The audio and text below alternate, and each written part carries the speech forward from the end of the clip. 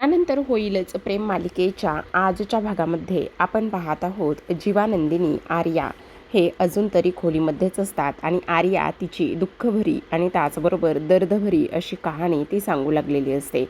जेव्हा ह्या सगळ्या गोष्टी ती सांगत असते त्यावेळेला ती म्हणत असते ही आर्या एकेकाळी एवढी स्टायलिश त्याचबरोबर डॅशिंग होती.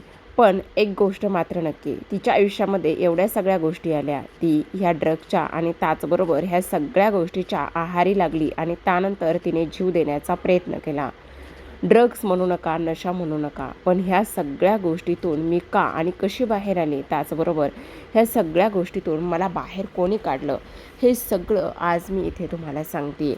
हे सगळं सगळं म्हणजे मी अक्षरशः इथे आता जीव द्यायला निघालेले होते. जेव्हा मी जीव द्यायला निघाले, जेव्हा मी जीव देण्याचा विचार केला, तेव्हा मात्र माझ्या आयुष्यात एवढंच नाही तर अनेक वादळं, अनेक संकटं येऊन उभी राहिली, असं आर्या म्हणू लागलेली असते.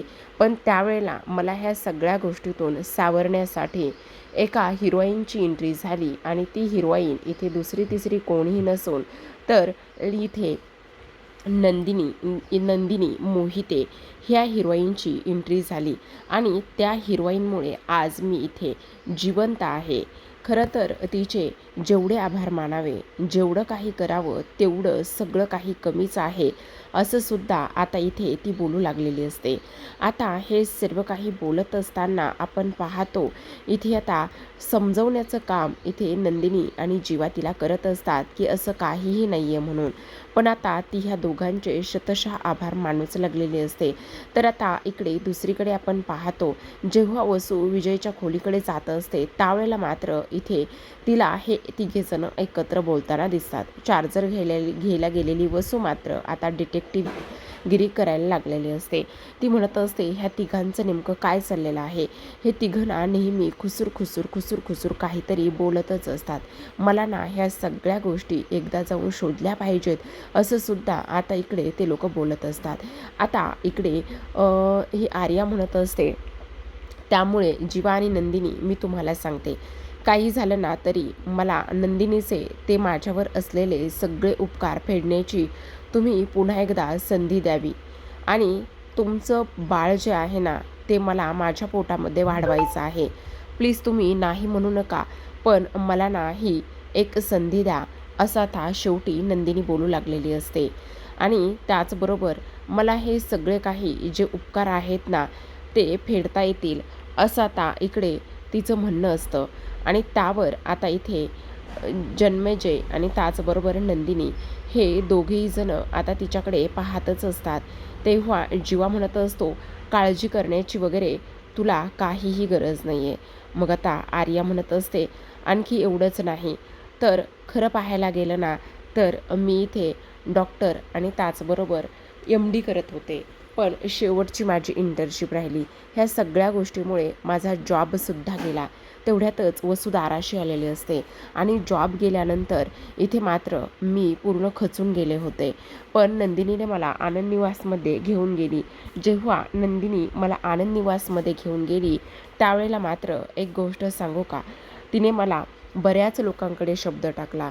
त्याचबरोबर एवढंच नाही तर तिने माझ्या जॉबसाठी आणि ह्या सगळ्या गोष्टीसाठी खूप सारे प्रयत्नसुद्धा केले, असं सुद्धा आता इथे नंदिनी बोलू लागलेली असते. आणि त्याचबरोबर इथे आता जीवा म्हणत असतो पण एवढं सगळं काही तुला करण्याची काहीही गरज नाही आहे. हे बघ, तेव्हा इथे आता वसू दाराला कान देऊन ह्या सगळ्या गोष्टी ऐकू लागलेली असते. जेव्हा वसू दाराला कान देऊन हे सगळं काही ऐकते त्यावेळेला मात्र इथे आता मानिनी आलेली असते आणि मानिनी जेव्हा येते त्यावेळेला आता इथे मानिनी म्हणत असते काय चाललंय वसवात्या तुमचं, तुम्ही इथे काय करत आहात. तेव्हा मात्र वसू म्हणत असते नाही मी कुठे काय करते, मी तर काहीही करत नाही, असं इकडे ती बोलू लागलेली असते. मग आता मानिनी तिच्यावर आवाज चढवते आणि म्हणत असते तुम्ही चक्क इथे ह्या घराला कान देऊन ऐकत होता का, तुम्ही जीवा नंदिनी ह्या दोघांचं बोलणं ऐकत होता का. असं बोलल्याबरोबर वसू म्हणत असते नाही मी असं मानिनी काही करत नव्हते, तुला असं का वाटते. मग आता वसू म्हणत असते तुमची अजूनही ती सगळी खोड गेलेली नाही आहे का, चोरून ऐकण्याची वगैरे. मग मानिनी वसू म्हणत असते, नाही गं, मी आत्ता ह्या वेळेला तुझ्याशी खोटं बोलत नाही आहे, मी खरं सांगते. अगं त्यांचं तिघांचं ना काहीतरी चाललेलं आहे. ती आर्यन काहीतरी आहे ना. तेव्हा मानिनी म्हणत असते, तिचं नाव आर्या आहे. अगं हो, तीच. अगं हे तिघंजण ना एखाद्या कोपऱ्यामध्ये जातात आणि एखाद्या कोपऱ्यामध्ये जाऊन ना इथे उगाचच काहीतरी बोलत असतात आणि तेच मी इथे ऐकायला आली होती, असं मानिनी बोलू लागलेली असते. आता मानिनी ह्या सगळ्या गोष्टी बोलल्यानंतर वसू म्हणत असते, हे बघा वसवत्त्या, तुम्ही जरा शांत बसा. असं काहीही नाही आहे. जीवाला मी खाली किचनमध्ये कामाला जुंपलेला आहे, तो खाली किचनमध्ये काम करत आहे. तेव्हा वसू म्हणत असते, असं अजिबातच नाही आहे. हे बघ, मी तुला सांगते ना, ते आतमध्येच आहे आणि मी स्वतः त्या दोघांचं सुद्धा बोलणं इथे ऐकलेलं आहे. तू खोटं बोल, मी तुझ्याशी खोटं नाही बोलत आहे, मी तुला खरं सांगत आहे, असं वसू इथे बोलते. आणि तेव्हा चल मी तुला दाखवते, ते आतमध्येच आहेत. आता इथे वसू आली आहे. ही गोष्ट पाहिल्यानंतर आता इकडे ह्या तिघांना सुद्धा खूपच जास्त भीती वाटलेली असते की नेमकं काय होतंय. आणि त्याचबरोबर आता नंदिनी म्हणत असते, आता जीवा काय करायचं. मग आता इथे जीवा म्हणत असतो, बहुतेक ना इथे वसवत्त्याने मला पाहिलं आहे आणि त्याचबरोबर आता ती ह्या सगळ्या गोष्टीचा कांगावा करेल. मग आता इथे मी काहीतरी करतो. आर्या म्हणत असते, ए बाबा, तुला काही गायब वगैरे होता येतंय की काय. त्याच वेळेला आता इकडे तो म्हणत असतो, नाही, मला गायब वगैरे होता येत नाही, पण तरीसुद्धा इथे मी प्रयत्न करतो, असं सुद्धा आता इकडे तो बोलत असतो. मग आता इथे जीवा पाठीमागच्या खिडकीतून धावतच तिथून निघून गेलेला असतो. जेव्हा जीवा धावतच पाठीमागच्या खिडकीतून निघून जातो त्यावेळेला मात्र आपण पाहतो इथे आता दरवाजा उघडून हे लोक आतमध्ये येतात. जेव्हा दरवाजा उघडून हे लोक आतमध्ये येतात त्यावेळेला मात्र इथे आता हे तिघेच जण आतमध्ये असतात आणि हे तिघेच जण आतमध्ये असताना आपण पाहतो वसू म्हणत असते, नाही, मी आत्ता इथे ह्या तिघांना सुद्धा पाहिलं होतं, पण आता तर खोलीत कोणीच नाही आहे, जीवा कुठे आहे. तेव्हा आता नंदिनी म्हणत असते, काय झालं वसूता, आत्ता तुम्ही कुणाला शोधताय का. हो, मी इथे ना जीवाला पाहिलं होतं. आणि जीवा कुठे आहे, तुम्ही खोटं बोलताय माझ्याशी, खरं सांगा. मग आता इथे लगेचच मानिनी म्हणत असते, वसूताई, खरं ना तुमचं खूपच जास्त होतंय बरं का आत्ता. हे बघा, मी तुम्हाला सांगते ना की इथे कोणी नाही म्हणून, पण तुम्ही ह्या सगळ्या गोष्टीचा का विचार करताय ना, तेच मला काही केल्या कळत नाही, असं सुद्धा आता इकडे ती बोलत असते. आता हे सगळं काही बोलल्यानंतर मानिनी म्हणत असते, हे बघा वसूताई, तुम्ही जरा शांत व्हा, चला बरं खाली. आणि त्याचबरोबर मी ना ताट वाढायला घेतलेली आहे. तेवढ्यातच मानिनी आर्याला सॉरी म्हणत असते, सॉरी हां आर्या. तेव्हा आर्या म्हणत असते, नाही, असं काही नाही आहे. तेवढ्यातच आता इकडे बहुतेक ना वसवत्त्या, तुमच्या ना डोळ्याचा चष्मा लागलेला असावा, असं मुद्दामच आर्या बोलत असते. आणि तेव्हा वसू म्हणत असते, एक गप्प बस ग तू, असं काहीच नाही आहे. मग आता ही खिडकी का बरं उघडी आहे, असं वसू म्हणत असते. आणि तिने तर ह्या खिडकीतूनच पाहिलं होतं, आता ह्या खिडकीतूनच पाहिलं आहे असं म्हटल्याबरोबर इथे वसू समोर जात असते. जीवा मात्र तिथेच लपलेला असतो. आता जीवा म्हणत असतो, देवा, इथे ना हिला येऊ देऊ नकोस काकूला, जर काकू इथे आली ना तर खूप मोठा प्रॉब्लेम इथे होऊ शकतो, असं सुद्धा आता इथे ती बोलत असते. आणि त्याचबरोबर आता खाली काव्या दिसते. आता जीवा मनामध्येच म्हणत असतो, वसवत्त्याने जर काव्याला हाक दिली आणि जर काव्याने वर बघितलं ना तर ती मला लगेचच म्हणेल की जीवा तू इथे काय करतोयस, असं म्हणून इथे ही जी काही वसू आहे ना ती खूपदा काव्याला आवाज देत असते. पण काव्याला एवढा वेळा आवाज देऊन सुद्धा काव्याचं लक्ष त्या मोबाईलमध्ये असतं. तर इकडे वसू निघून गेल्यानंतर जीवा पटकन तिथून उडी मारतो आणि त्यानंतर धावतच आता खाली किचनमध्ये येऊन थांबत असतो, जेणेकरून कोणालाही संशय वगैरे काही येऊ नये म्हणून.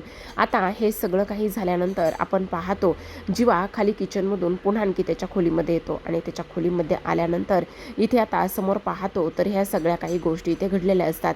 मग आता इथे जीवा म्हणत असतो, काय झालं, तुम्ही काय मला किचनमध्ये कामाला गुंतवलं साई, आणि तू मस्त इकडे बसलेली आहेस, काय चाललंय काय तुमचं.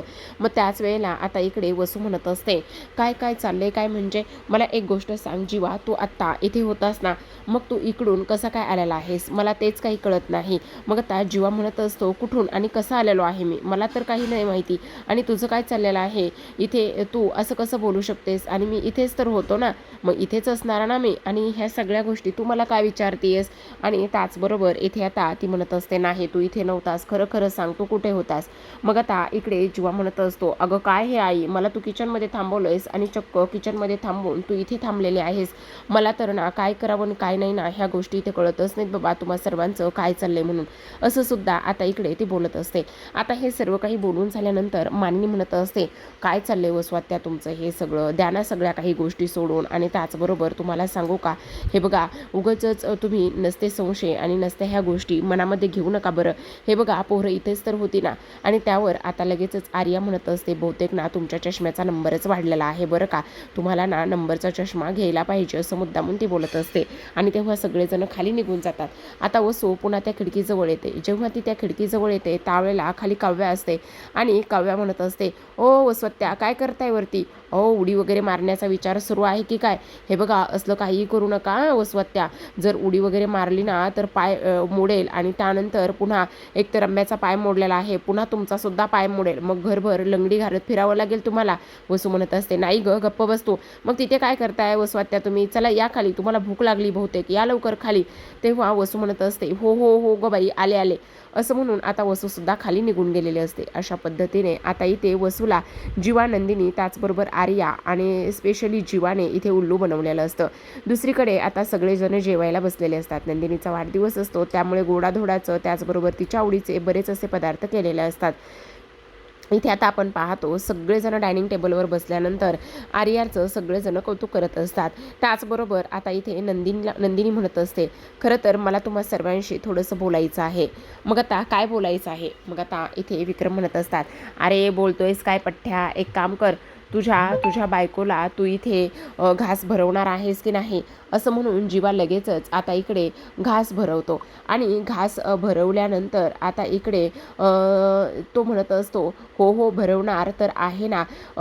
तर लगेचच आता इकडे विक्रमने म्हटल्याबरोबर तो घास भरवत असतो. तेव्हा आर्याला इथे तिच्या नवऱ्याबरोबर घालवलेले ते सगळे काही क्षण इथे आठवू लागलेले असतात. आणि ते सगळे काही आठवल्यानंतर ती थोडीशी इमोशनल झालेली असते. आता इकडे आपण पाहतो हे सगळं काही सुरू असताना दुसऱ्या बाजूला मात्र इथे पार्थसुद्धा म्हणत असतो, मी सुद्धा तुम्हाला घास भरवू शकतो बरं का, म्हणजे मला तसं काही हरकत नाही आहे. पण आता तेवढ्यातच इथे वसू आर्याकडे मोर्चा वळवते. आता आर्याला ती विचारत असते, काय गे मला एक गोष्ट सांग, तुझ्या घरी कोणी आहे की नाही, म्हणजे तुझं लग्न बिग्न झालं आहे की नाही, पोरं बाळा आहेत की नाही तुला? मग आता आर्या म्हणत असते, खरं तर माझं लग्न झालेलं होतं, पण आत्ता माझ्यासोबत कोणीच नाही आहे, म्हणजे माझा नवरा ह्या जगात नाही आहे. त्याचबरोबर मला एक मुलगा होता आणि पोटात 7 महिन्याचं बाळ होतं, पण आत्ता मात्र माझ्यासोबत कोणीच नाही आहे, असं आता इकडे ती बोलत असते. आणि तेव्हा हे सगळं काही ऐकल्यानंतर एका कार अपघातात ते सगळेजण निघून गेले असं इकडे ती बोलते. आणि हे सगळं काही बोलल्यानंतर सगळ्यांना ऐकल्यानंतर फार मोठा धक्का बसतो की आत्ता आर्याच्या बरोबर कोणीही नाही आहे आणि त्याचबरोबर ती एकटीच आहे. तेव्हा मात्र वसू म्हणत असते, बापरे, खरं तर हे सगळं काही ऐकल्यानंतर आम्हालाच टेन्शन आले, फार मोठा आम्हालासुद्धा धक्का बसला आहे. म्हणजे हे आता तुझ्यासोबत जे काही होतंय ना ते इतर कोणाबरोबरही होऊ नये, असं आता इकडे ती बोलत असते. आता हे सगळं काही बोलल्यानंतर आपण पाहतो इथे लगेचच ती म्हणत असते, पण तुम्ही काळजी करू नका. हे बघा, जरी माझ्या आयुष्यात इथे आई नसेल किंवा मुलाचं सुख वगैरे नसेल ना, तरीसुद्धा तुम्हाला एक गोष्ट सांगू का, सगळ्यात महत्त्वाची म्हणजे मी बऱ्याच अशा कितीतरी बाळांची आई होत आहे, मी कितीतरी बाळांची इथे माता होत आहे.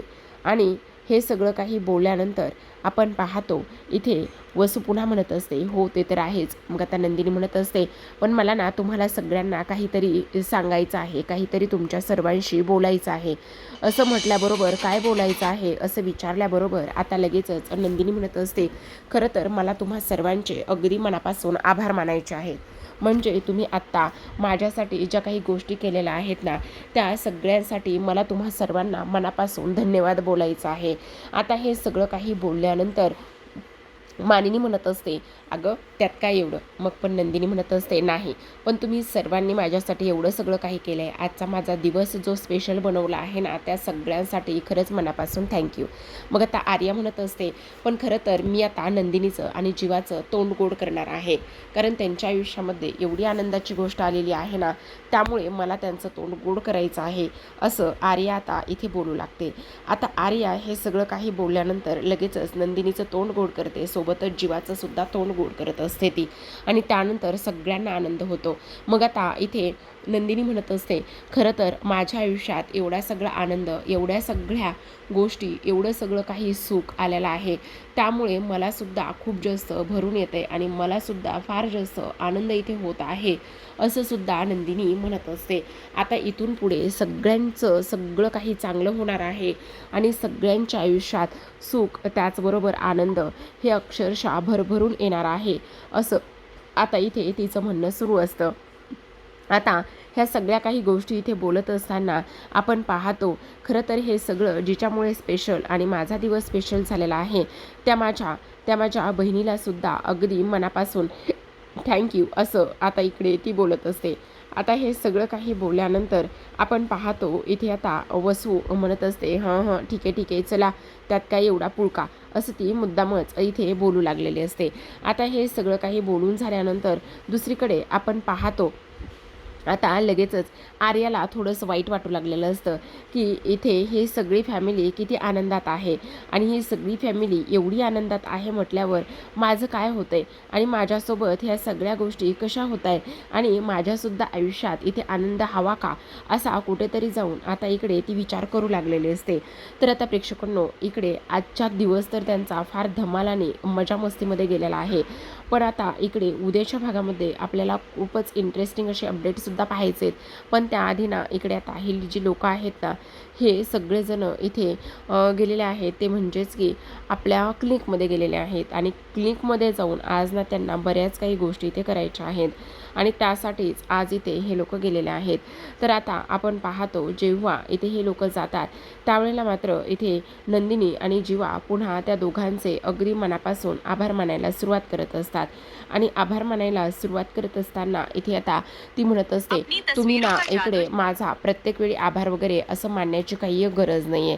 तेव्हा जीवा म्हणत असतो, नाही पण तरीसुद्धा तू आमच्यासाठी ना एक देवच झालेली आहेस, आणि त्याचबरोबर इथे तू आमच्यासाठी एवढं सगळं काही करतेस ना, त्यामुळे आता उलट आर्या म्हणत असते, उलट आता तुम्ही तयारी करा, कारण तुम्हाला आता इथे माझी सेवा करायची आहे, आणि त्याचबरोबर माझे लाड पुरवायचे आहेत, ह्या सगळ्या गोष्टी तुम्हाला माझ्यासाठी करायच्या आहेत, त्यामुळे उलट आता तुम्ही तयारी करायला हवी, असं आर्या बोलत असते. आता हे सगळं काही बोलत असताना जीवा म्हणत असतो, तू अजिबात काळजी करू नकोस, तुझे लाड आणि त्याचबरोबर तुझी तयारी हे सगळं काही आम्ही एका पायावर करण्यासाठी तयार आहोत, असं सुद्धा आता इथे ती बोलत असते. आता हे सर्व काही बोलून झाल्यानंतर इथे मात्र दुसऱ्या बाजूला काव्या आता ती खिंड लढवायला निघालेली असते. तिला आज त्या प्रत्येक घरी जाऊन भेटायचं असतं, प्रत्येकाची भेट घेऊन त्यांना स्पेशली थँक्यू म्हणायचं असतं, आणि बऱ्याच काही गोष्टी आता इकडे तिला करायच्या असतात, त्यामुळेच तिची ही धडपड सुरू असते. मग आता पार्थने तिच्यासाठी एक बास्केट बनवलेली असते, ज्यामध्ये फ्रूट्स असतात, बऱ्याच काही गोष्टी असतात, आणि तेच तो आता इकडे काव्याला सांगत असतो. पण काव्या म्हणत असते, देशमुख हे सगळं काही काय चाललेलं आहे, ह्या सगळ्या गोष्टींची गरज आहे का? तेव्हा तो म्हणत असतो, नाही, माझी बायको इथे आई होणार आहे, आणि त्यामुळे ह्या सगळ्या गोष्टी करणं फार जास्त गरजेचं आहे, असं सुद्धा तो तिला बोलत असतो आणि सांगत असतो. त्यानंतर आता इकडे ती म्हणत असते, हो देशमुख, येते माझ्या लक्षात सगळं काही, पण एवढं सगळं करण्याची काही गरज नाही आहे देशमुख, पण इथे देशमुख म्हणजेच पार्थ ऐकेल ते नवलच ना. तर आता उद्याच्या भागामध्ये आपण पाहतोय इथे आता ह्यांना एक दिवस दिलेला असतो, ज्या दिवसामध्ये त्यांना इथे आता वकील बोलवून जे काही सरोगेट मदरची प्रोसेस आहे, जे की लिगली असावं सगळं, त्या काही जरी झालं तरी नंतर आर्याने तिचा डिसिजन वगैरे किंवा बाळ देण्यासाठी तिने नकार देऊ नये म्हणून लिगली जी काही प्रोसेस आहे ना, ती सगळी प्रोसेस इथे करायला सुरुवात असते. आता इथे वकील असतो, जीवा नंदिनी असतात, आणि आर्या समोर असते. डॉक्टर म्हणत असतात, म्हणजे वकील म्हणत असतात, आर्या, तुम्ही स्वतःहून सरोगेट मदरसाठी तयार झाला आहात, आणि त्याचबरोबर तुम्ही स्वतःहून इथे जीवा आणि नंदिनीचं बाळ तुमच्या पोटात वाढवायला तुम्ही तयार आहात. आणि त्याहूनही महत्त्वाची गोष्ट म्हणजे इथे डिलिव्हरी झाल्यानंतर हे बाळ तुम्ही त्या दोघांच्या हवाली करणार आहात, त्यांना देऊन टाकणार आहात. हे सगळं त्या बॉन्डवर लिहिलेलं असतं आणि त्या पद्धतीने आता इथे सही करायची असते. आता जेव्हा वकील हे सगळं काही बोलतात त्यावेळेला वकील सांगत असतात, मिस आर्या तुम्ही आता ह्या पेपरवर सह्या करा. जेव्हा हे सगळं काही बोलून दाखवलेलं असतं आणि त्या पेपरवर सह्या करायला लावलेल्या असतात त्यावेळेला मात्र इथे आता आर्याच्या पायाखालची जमीन सरकते. तिला सही करायचं धाडस होत नाही. पेन घेते, पेपरपर्यंत लिहिते, पण आर्या मात्र तिथेच थांबलेली असते. तिचा हात थरथरायला लागलेला असतो. पण प्रेक्षकांनो, तुम्हाला काय वाटतं की आता इथे ही जी काही आर्या आहे ती ह्या पेपरवर सह्या करेल का? आणि जर सह्या केल्या तर ती अगदी आनंदात तिचं बाळ इथे ह्या लोकांना देऊन टाकेल का? पाहूयात ना येणाऱ्या पुढील काही भागामध्ये. आणि जीवा आणि नंदिनीने घेतलेला निर्णयसुद्धा तुम्हाला आवडला आहे का? हे सुद्धा कमेंट करून सांगा. व्हिडिओ पाहिल्याबद्दल धन्यवाद.